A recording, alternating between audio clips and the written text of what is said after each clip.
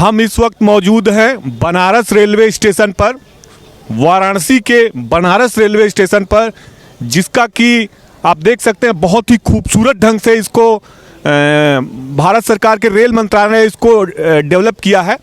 और मेरे पीछे देख सकते हैं ये ठीक स्टेशन का मुख्य द्वार है और रात का समय काफ़ी सुंदर दृश्य है यहाँ पे। और आज हम बात करेंगे उत्तर प्रदेश विधानसभा चुनाव के क्रम में वाराणसी जिले की 8 विधानसभा सीटों के लिए नामांकन की क्या स्थिति रही। मैं चंदन कुमार पांडे उत्तम सवेरा पर आप सभी का स्वागत करता हूं। आज 7वें चरण के मतदान के क्रम में नामांकन की प्रक्रिया का आखिरी दिन था और वाराणसी सहित 9 जिलों की 54 विधानसभा सीटों के लिए आज नामांकन प्रक्रिया संपन्न हो गई। नामांकन प्रक्रिया का आखिरी दिन था। इस क्रम में वाराणसी की 8 विधानसभा सीटों के लिए आज कुल अलग अलग दलों के 70 उम्मीदवारों ने अपने नॉमिनेशन कलेक्ट्रेट के अलग अलग दफ्तरों में फाइल किए। इस क्रम में हम बात करें यदि कैंट विधानसभा सीट से, तो कैंट विधानसभा सीट से समाजवादी पार्टी की अधिकृत उम्मीदवार पूजा यादव ने अपने भारी भरकम समर्थकों के साथ कलेक्ट्रेट में नामांकन दाखिल किया।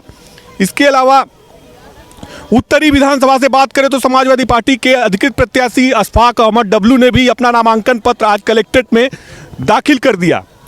कुल 70 नामांकन पत्र आज कलेक्ट्रेट के अलग अलग ऑफिस में अलग अलग दलों के उम्मीदवारों ने दाखिल किए। इस लिहाज से नामांकन के आखिरी दिन वाराणसी की 8 विधानसभा सीटों से कुल 145 उम्मीदवारों ने अपने नामांकन पत्र दाखिल किए हैं। करीब करीब जिले की तस्वीर साफ हो चुकी है। 8 विधानसभा पर भारतीय जनता पार्टी के अलावा Samajwadi party, Congress party, Bahujan Samaj party और अन्य छोटे दलों ने सभी सीटों पर 8 सीटों पर अपने उम्मीदवारों को उतार दिया है। इस लिहाज से हम कह सकते हैं कि पूरी तरह से विधानसभा चुनाव के मैदान की तस्वीर साफ हो चुकी है। यदि बात करें रोहनिया विधानसभा सीट से, तो रोहनिया विधानसभा सीट से अपना दल एस और बीजेपी गठबंधन के प्रत्याशी सुनील पटेल ने जहां अपना नामांकन पत्र दाखिल कर दिया, वहीं समाजवादी पार्टी सुभाषपा के प्रत्याशी अभय पटेल ने भी रोहनिया विधानसभा सीट से अपना नामांकन पत्र दाखिल किया। वहीं सेवापुरी विधानसभा सीट से नील रतन सिंह पटेल नीलू ने भारतीय जनता पार्टी के उम्मीदवार के रूप में अपना नामांकन पत्र दाखिल कर दिया। इसके अलावा बात करें तो कई छोटे दलों के प्रत्याशियों ने भी अपने अपने नामांकन पत्र आज नामांकन के आखिरी दिन फाइल किए हैं। जिन प्रत्याशियों ने अपने नामांकन दाखिल किए हैं उनमें हम बताना चाहेंगे कि सुशील कश्यप ने जनता दल यूनाइटेड पार्टी के प्रत्याशी के रूप में रोहनिया से नामांकन किया है। हेमा देवी ने अजगरा विधानसभा से कांग्रेस पार्टी से अपना नामांकन जमा किया है। सेवापुरी विधानसभा से भाजपा प्रत्याशी नील रतन सिंह नीलू ने व्हील चेयर पर बैठकर अपना नामांकन पत्र दाखिल किया है। हम बता दें कि नील रतन सिंह पटेल नीलू भाजपा के सेवापुरी से सिटिंग विधायक व्हील चेयर पर बैठकर नामांकन करने के लिए पहुंचे थे। इसके अलावा शहर उत्तरी से अशफाक अहमद डब्लू ने अपना नामांकन पत्र दाखिल किया है। रोहनिया विधानसभा से समाजवादी पार्टी के अभय पटेल ने अपना नामांकन दाखिल किया है। शिवपुर विधानसभा से विनय राजभर पूर्वांचल महापंचायत पार्टी से अपना नामांकन पत्र दाखिल किया है। श्री मुक्ता देवी ने अजगरा विधानसभा से अपना नामांकन पत्र दाखिल किया है। किसान मंच पार्टी से बच्चे लाल ने बहादुर आदमी पार्टी से दक्षिणी विधानसभा से अपना नामांकन पत्र दाखिल किया है। कैंट विधानसभा सीट से पूजा यादव ने भी अपना नामांकन पत्र दाखिल किया है।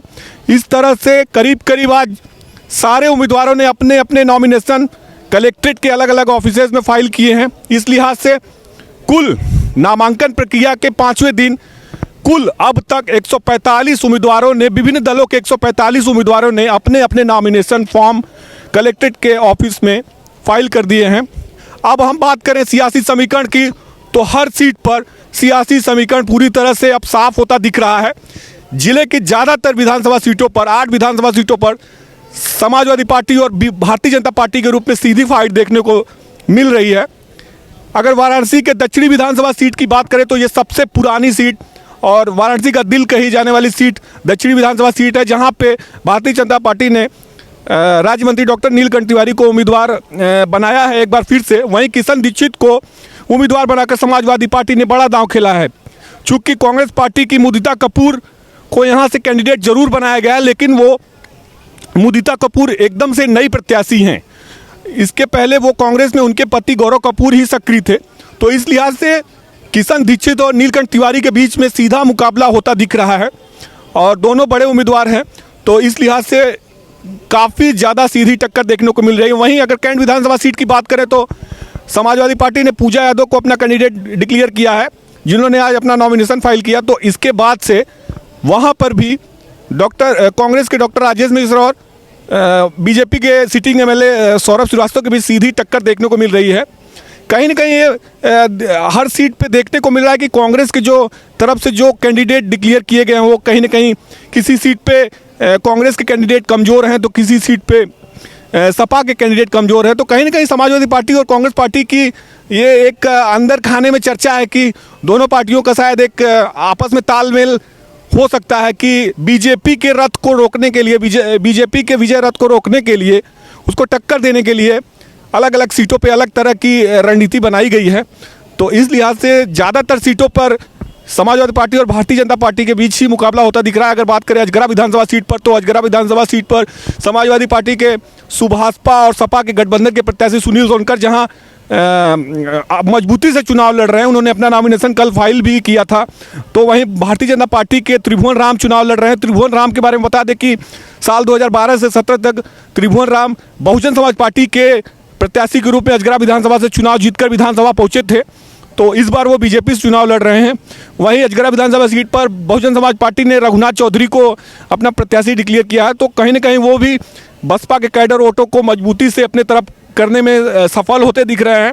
तो लड़ाई कहीं ना कहीं काफ़ी ज़्यादा त्रिकोणीय दिख रही है अजगरा विधानसभा सीट पर, लेकिन सीधी लड़ाई समाजवादी पार्टी और भारतीय जनता पार्टी के बीच होती दिख रही है। पिंडरा विधानसभा सीट की बात करें तो पिंडरा विधानसभा सीट पर doctor Avdhesh Singh sitting MLA हैं। बीजेपी ने उन्हें अपना कैंडिडेट डिक्लेयर किया है। वहीं कांग्रेस की तरफ से पूर्व मंत्री पूर्व विधायक अजय राय चुनाव लड़ रहे हैं। तो कहीं ना कहीं इन्हीं दोनों प्रत्याशियों के बीच में चुनाव होता दिख रहा है। रोहनिया विधानसभा सीट पे समाजवादी पार्टी ने अभय पटेल को डिक्लेयर किया, वहीं भारतीय जनता पार्टी ने सुनील पटेल को डिक्लेयर किया है।